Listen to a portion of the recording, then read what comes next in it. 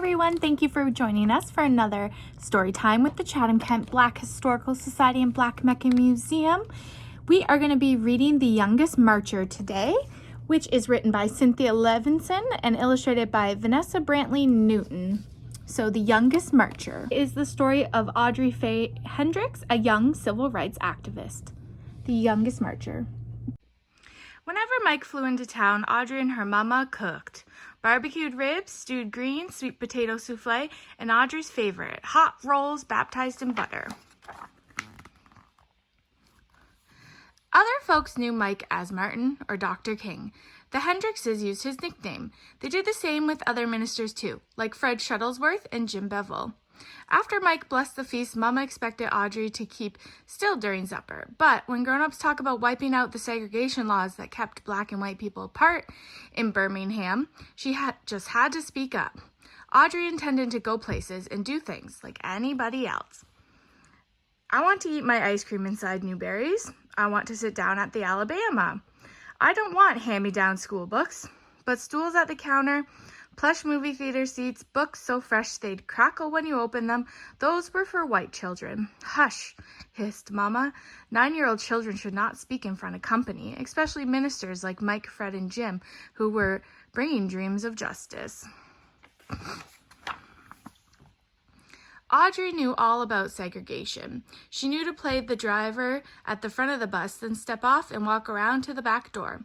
Drink from the fountain with the dirty water bowl and warm water. Use the freight elevator at department stores downtown. Front row seats, cool water, elevators with white-gloved operators. Laws said those were for white folks. Every Monday night, Audrey and her mama and daddy and her aunts, uncles, and cousins joined neighbors and friends at Fred's church for worship, fellowship, and testimony. She sang and swayed along with the movement choir, her voice spirited and spiritual. Black and white together we shall overcome. For once, she didn't have to keep still. Then came testimonies. White store owners won't hire me. Ku Kluxers chased me. Policeman called me names. The hateful stories made Audrey squirm. She tried to tell her mama, "That's not right." Shh! How could Mama expect her to hush? She had to make things right, but what could she do? When Mike visited Fred's church, thousands of people crowded around her to hear him preach. In a voice as taut as steel cables, as smooth as glass, he intoned, "Segregation is morally wrong and sinful." That's true. Fired up, Audrey sat taller. "An unjust law is no law at all," he proclaimed. Audrey had listened to Mike explain his plan at her supper table and knew what he meant. If a law is unjust, disobey it. Sit down inside Newberry's, picket those white stores, march to protest those unfair laws. Why, even marching was against the law. Then get arrested. "Fill the jails," Mike exclaimed. "Fill Birmingham's jails so full that policeman can't squeeze in one more person. Pack cells so tight that police will have to quit arresting people for demanding their rights." Audrey just knew Mike's plan would work. She twisted in her pew to see which grown-ups would walk down the aisle, volunteer for jail. But they mostly stayed put, eyes staring at their feet, hands on their knees. Feet, hands, and knees didn't move.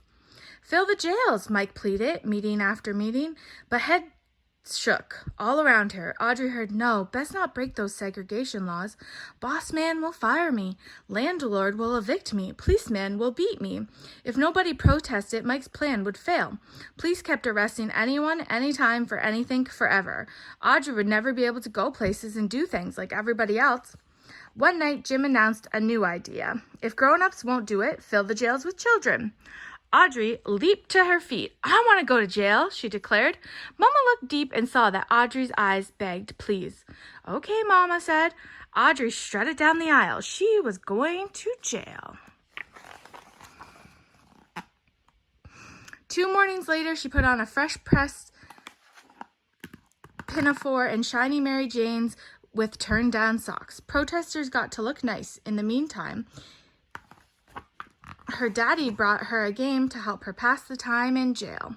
Her mama and daddy took her by Center Street Elementary to tell her teacher she'd be absent, maybe for a whole week. Mrs. Willis wrapped her arms around her. Audrey knew she was proud of her. She said goodbye to her grandparents. "You'll be fine," her grandmother said. She knew Audrey would be brave, so did Audrey. Then her mama and daddy drove her to 16th Street Baptist Church, where the children were gathering. Even before she reached the door, Audrey heard loud voices chanting freedom songs.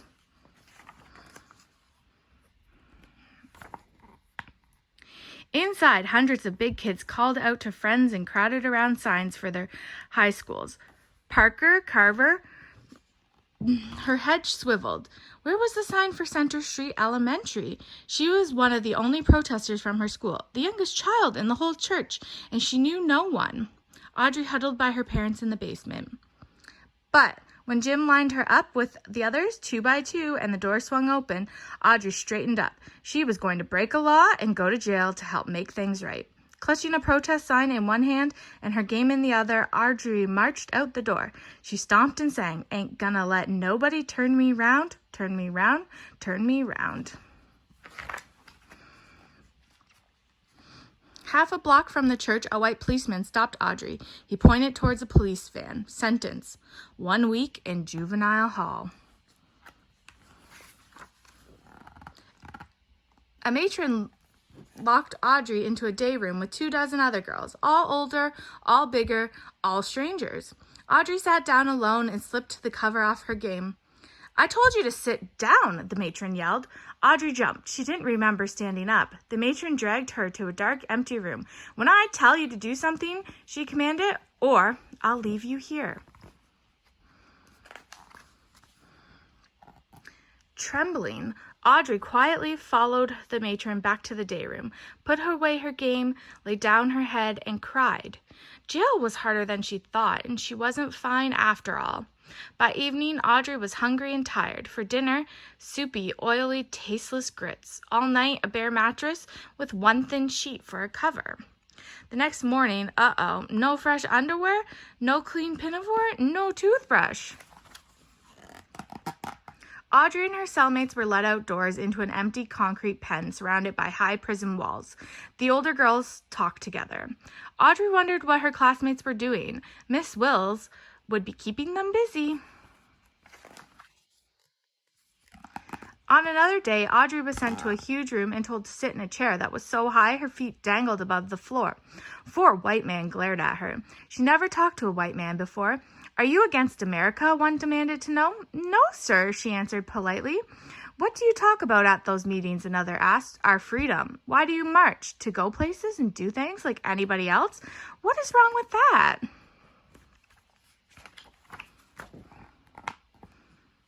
Every mealtime, Audrey stared at greasy grits.